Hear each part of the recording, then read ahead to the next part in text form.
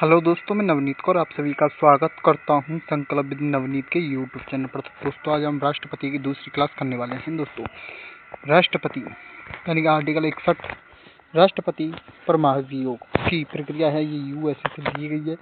जो महाभियोग की प्रक्रिया है किस आधार पर? संविधान का अतिक्रमण के आधार पर दी गई है। संसद में जो संसद है उसमें दो तरह के लोग चुने जाते हैं, लोकसभा और राज्यसभा।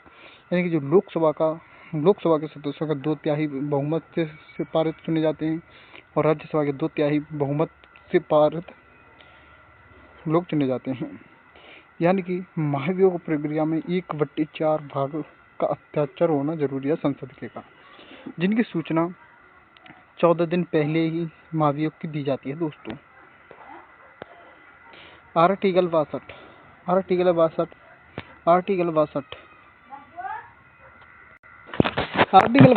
यानी कि राष्ट्रपति पद की रिक्त पूर्ति। यानी कि कभी भी राष्ट्रपति का पद है वह खाली नहीं रह सकता। दोस्तों, 6 माह के अंदर ही चुनाव होना अनिवार्य है। अगर कोई भी राष्ट्रपति एक्सपायर हो जाता है यानी कि खत्म हो जाता है तो उसके 6 माह बाद ही चुनाव करा दिए जाएंगे। दोस्तों, जब राष्ट्रपति का पद खाली हो तब उपराष्ट्रपति कार्यवाहक राष्ट्रपति के रूप में कार्य करता है। यानी कि जो उपराष्ट्रपति होता है दोस्तों, वह राष्ट्रपति के स्थान पर कार्य करता है। राष्ट्रपति एवं उपराष्ट्रपति अनुपस्थित, यानी कि राष्ट्रपति और उपराष्ट्रपति दोनों ही ना हो तो जो मुख्य न्यायाधीश होता है दोस्तों, वह इन दोनों की जगह क्या होता है? कार्यवाहक होता है, यानी कि कार्य करता है। कार्यवाहक होता है। दोस्तों, 1969 डा जाकिर हुसैन की मृत्यु पर बीवी गिरी यानी कार्यवाहक राष्ट्रपति थे। ठीक। कौन? बीवी गिरी। त्याग पत्र के बाद एम हिदायतुल्लाह क्या बन गए? राष्ट्रपति बन गए। आर्टिकल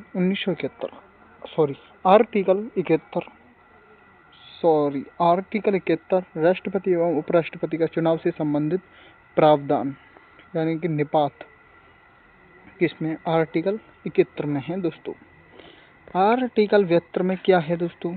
कि राष्ट्रपति की क्षमादान, यानी कि आर्टिकल 72 में है राष्ट्रपति की क्षमादान शक्तियां, यानी कि किसकी सलाह पर जो राष्ट्रपति है क्षमादान देगा, यानी कि किसी की सजा को माफ करेगा, तो वह संघीय मंत्रिपरिषद की सलाह पर क्षमादान देगा। आर्टिकल 85 यानी कि राष्ट्रपति पीएम की सलाह से लोकसभा भंग कर सकता है, यानी कि प्रधानमंत्री की सलाह से जो लोकसभा है उसे भंग कर सकता है। लोकसभा सत्रों को आहूत या सत्र अवसान कर सकता है आर्टिकल 85 के अनुसार। दोस्तों, आर्टिकल 86 जिसमें राष्ट्रपति यानी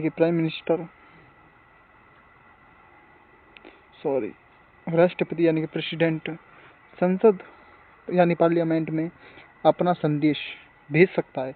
जो राष्ट्रपति है यानी कि राष्ट्रपति या प्रेसिडेंट है वह संसद में यानी पार्लियामेंट में अपना संदेश भेज सकता है। आर्टिकल 87 राष्ट्रपति संसद में अपना भाषण, यानी कि जो राष्ट्रपति या संसद में अपना भाषण देगा वो संघ या मंत्रिपरिषद के लिए देगा। दोस्तों, आर्टिकल 123 यानी कि राष्ट्रपति का अध्यादेश जब संसद का कोई एक सदन ना चल रहा हो तो अध्यादेश जारी कर सकता है। 6 सप्ताह के अंदर संसद का अनुमोदन मिल जाना चाहिए। दोस्तों, अधिकतम 6 माह अध्यादेश यानी अनुमोदन के लिए या अध्यादेश के लिए। दोस्तों, आर्टिकल 143 राष्ट्रपति से सलाह ले सकता है। कौन? राष्ट्रपति से सलाह ले सकता है। आर्टिकल 143 के अनुसार सलाह मानने के लिए बाध्य नहीं है, यानी कि जो राष्ट्रपति है वह सलाह मानने के लिए क्या नहीं है? बाध्य नहीं है। शून्यकाल, यानी कि जो हमारा 12 से 1 बजे तक का बीच का टाइम है उसे हम शून्यकाल कहते हैं। 1962 में इसे स्टार्ट कर दिया गया था। दोस्तों, आपातकालीन शक्तियाँ, यानी कि आपातकालीन शक्तियाँ हैं वो 352 से, सॉरी, आपातकालीन शक्तियाँ 352 से 360 के अंतर्गत हैं दोस्तों, अनुच्छेदों के अंतर्गत है। यानी कि आर्टिकल 352 राष्ट्रपति आपातकाल, यानी कि घोषणा 1 माह संसद द्वारा अनुमोदन किया जाएगा। अब तक जो राष्ट्रपति आपातकालीन है वो 3 बार लग चुका है। 1962 में चीन 1962 में चीन से युद्ध हुआ था उस समय, 1971 में पाकिस्तान से युद्ध हुआ उस समय, 1975 में आंतरिक अशांति के आधार पर क्या हुआ, आपातकाल लगा था दोस्तों, आपातकाल लगा था। 44वां संविधान संशोधन 1978 में हुआ, जिसमें आंतरिक अशांति के स्थान पर शास्त्रीय विद्रोह हुआ। राष्ट्रपति कैबिनेट के लिखित सूचना पर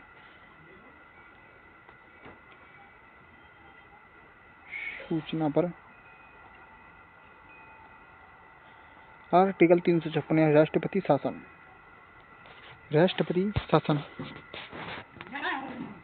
यानी सिफारिश, किसकी सिफारिश से, राज्यपाल की सिफारिश पर अनुमोदन 2 माह में।